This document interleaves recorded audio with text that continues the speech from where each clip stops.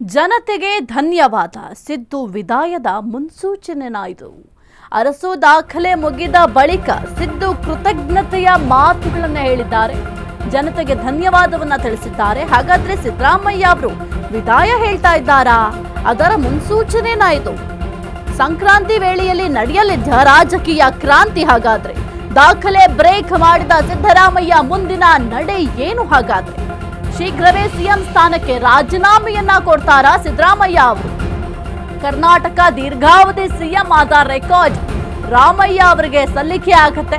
ಹೊಸ ದಾಖಲೆ ಬರೆದ ಬಳಿಕ ಸಿಎಂ ಸಿದ್ದರಾಮಯ್ಯ ಅವರು ತಮ್ಮ ರಾಜಕೀಯ ಬದುಕಿಗೆ ವಿದಾಯ ಹೇಳ್ತಾರಾ? ಜನರ ಆಶೀರ್ವಾದದೊಂದಿಗೆ ಕೃತಜ್ಞತೆಯೊಂದಿಗೆ ವಿದಾಯ ಹೇಳಲಿಕ್ಕೆ ಪ್ಲಾನ್ ಮಾಡ್ಕೊಂಡಿದ್ದಾರೆ. ಸಿಎಂ ಸ್ಥಾನ ಬಿಟ್ಕೊಡಲು ಸಿದ್ದರಾಮಯ್ಯ ಅವರೀಗ ಸಜ್ಜಾಗಿದ್ದಾರ. ವೈರಾಗ್ಯದ ಮಾತಿನ ಬಳಿಕ ಸಿದ್ದರಾಮಯ್ಯ ಕೃತಜ್ಞತೆಯ ನುಡಿಗಳನ್ನ ಆಡಿದ್ದಾರೆ. ಹಾಗಾಗಿ ತಮ್ಮ ಸ್ಥಾನವನ್ನ ಬಿಟ್ಕೊಡ್ಲಿಕ್ಕೆ ಈಗ ಸನ್ನದ್ಧರಾಗಿದ್ದಾರಾ ಎಂಬ ಪ್ರಶ್ನೆ ಕೂಡ ಸದ್ಯಕ್ಕೆ ಮೂಡ್ತಾ ಇದೆ. ಇನ್ನು ಜನರಿಗೆ ವಿದಾಯವನ್ನ ಹೇಳಿದ್ದಾರೆ. ಹಾಗಾಗಿ ಯಾವ ಕಾರಣಕ್ಕೆ ಈ ರೀತಿಯಾಗಿ, ಯಾಕೆಂತಂದ್ರೆ ಇನ್ನು ಸಿದ್ದರಾಮಯ್ಯ ಅವರು ವೇದಿಕೆ ಮೇಲೆ ಆಗಮಿಸ್ತಾರೆ ಅಂತಂದ್ರೆ ಯಾವುದೇ ಬಾರಿ ನೀವು ಗಮನಿಸಬಹುದು, ಅದು ಯಾವುದೇ ವೇದಿಕೆ ಆದ್ರೂ ಕೂಡ ಅವರ ಆರ್ಭಟ ಒಂದು ಲೆವೆಲ್ಗೆ ಹೆಚ್ಚಿಗೆನೇ ಇರುತ್ತೆ.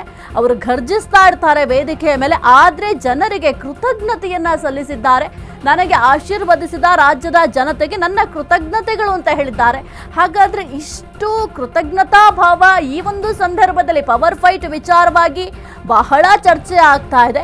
ಈಗ ಸದ್ಯಕ್ಕೆ ಈ ಒಂದು ವಿಚಾರ ತಣ್ಣಗಾಗಿದೆ. ಆದ್ರೂ ಕೂಡ ಈ ಒಂದು ಸಂದರ್ಭದಲ್ಲಿ ಈ ಒಂದು ಮಾತು ಯಾವ ಕಾರಣಕ್ಕೆ ಆಡಿದ್ರು ಅನ್ನೋದು ಕೂಡ ಬಹಳ ಕುತೂಹಲಕ್ಕೆ ಕಾರಣ ಆಗಿದೆ.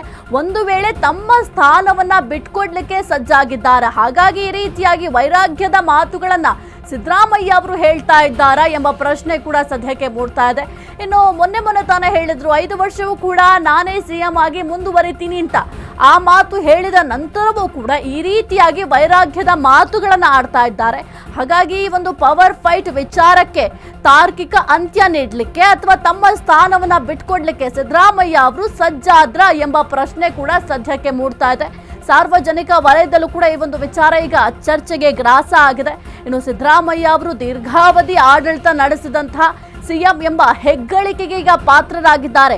ಅರಸು ಅವರ ದಾಖಲೆಯನ್ನ ಉಡಿಸಿ ಮಾಡಿದ್ದಾರೆ. ಅದಾದ ನಂತರ ಈ ರೀತಿಯಾಗಿ ವೈರಾಗ್ಯದ ಮಾತುಗಳನ್ನ ಹೇಳ್ತಾ ಇರೋದು ಬಹಳ ಕುತೂಹಲಕ್ಕೆ ಕಾರಣ ಆಗಿದೆ. ಮತ್ತೊಂದು ಕಡೆ DK ಶಿವಕುಮಾರ್ ಅವರು ಶತಾಯ ಗತಾಯ ನಾನು ಸಿಎಂ ಆಗ್ಲೇಬೇಕು ಅಂತ ಪಣ ತೊಟ್ಟಿದ್ದಾರೆ. ಅವರಿಗೆ ತಮ್ಮ ಸ್ಥಾನವನ್ನ ಈಗ ಸಿದ್ದರಾಮಯ್ಯ ಅವರು ಬಿಟ್ಕೊಡ್ಲಿಕ್ಕೆ ಪ್ಲಾನ್ ಮಾಡಿದ್ದಾರಾ ಅಥವಾ ಅದಕ್ಕಾಗಿ ಈ ರೀತಿಯ ವೈರಾಗ್ಯದ ಮಾತುಗಳನ್ನ ಆಡ್ತಾ ಇದ್ದಾರೆ ಎಂಬ ಪ್ರಶ್ನೆ ಕೂಡ ಸದ್ಯಕ್ಕೆ ಮೂಡ್ತಾ ಇದೆ.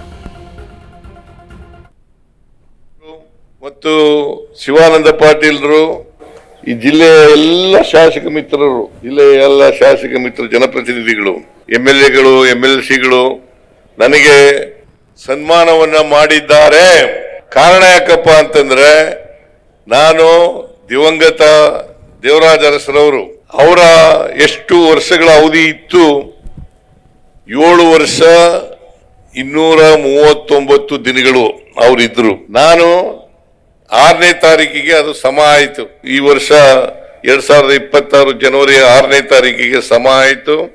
3 ದಿನಗಳು ಜಾಸ್ತಿ ಮಾಡಿದ್ದೀನಿ ಅಂತೇಳಿ ನಿಮ್ಮೆಲ್ಲರ ಆಶೀರ್ವಾದ, ಕಾಂಗ್ರೆಸ್ ಹೈಕಮಾಂಡ್ ನ ಆಶೀರ್ವಾದ, ಸೋನಿಯಾ ಗಾಂಧಿ ಅವರು, ರಾಹುಲ್ ಗಾಂಧಿ ಅವರು, ಮಲ್ಲಿಕಾರ್ಜುನ ಖರ್ಗೆ ಅವರು, ಇವರೆಲ್ಲರ ಆಶೀರ್ವಾದದಿಂದ ಇವತ್ತು ನಾನು 2 ಬಾರಿ ಮುಖ್ಯಮಂತ್ರಿ ಆಗ್ಲಿಕ್ಕೆ ಸಾಧ್ಯ ಆಯ್ತು.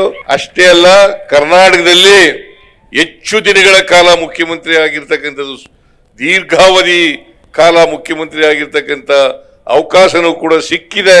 ಅದಕ್ಕೋಸ್ಕರ ಈ ರಾಜ್ಯದ ಜನತೆಗೆ ಧನ್ಯವಾದಗಳನ್ನ ಹೇಳಲಿಕ್ಕೆ ಬಯಸ್ತಾ ಇದ್ದೇನೆ. ಇದಕ್ಕೋಸ್ಕರ ಈ ಜಿಲ್ಲೆಯ ಎಲ್ಲ MB ಪಾಟೀಲ್ ಆದಿಯಾಗಿ, ಶಿವಾನಂದ ಪಾಟೀಲ್ ಆದಿಯಾಗಿ, MLAಗಳಾದಿಯಾಗಿ ಎಲ್ಲರೂ ಸೇರಿ ನನ್ನನ್ನು ಗೌರವಿಸಿದ್ದಾರೆ. ಅದಕ್ಕೋಸ್ಕರ ನಾನು ಅವರೆಲ್ಲರಿಗೂ ಕೂಡ ಕೃತಜ್ಞತೆಗಳನ್ನು ಸಲ್ಲಿಸಲಿಕ್ಕೆ ಬಯಸ್ತಾ ಇದ್ದೇನೆ ಅಂತಕ್ಕಂಥ ಮಾತುಗಳನ್ನು ಹೇಳಲಿಕ್ಕೆ ಬಯಸ್ತಾ ಇದ್ದೇನೆ. MB ಪಾಟೀಲ್ರು